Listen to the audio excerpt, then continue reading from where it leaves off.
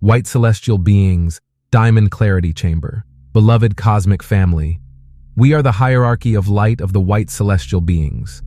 We come forth with our celestial vibrations, our purpose, our focus, everything we wish to guide is always connected to bliss. Today we wish to invite you to our chamber in the inner planes at a celestial level.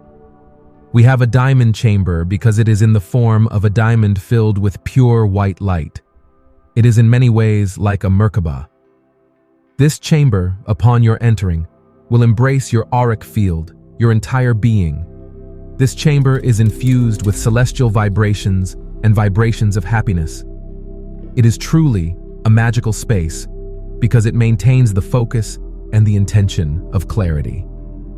You can have mental clarity, clarity and transparency in your emotions, clarity even within your body.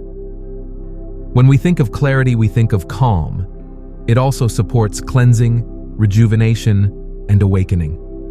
So when you experience clarity, it allows you to understand what is happening outside of your reality in the environment around you, what is happening in the world, in the universe of the Creator. Clarity also supports you in understanding how you can act, how you can serve, how you can support changes in your being. Also feel a greater alignment with your truth, with your essence, and with the Creator.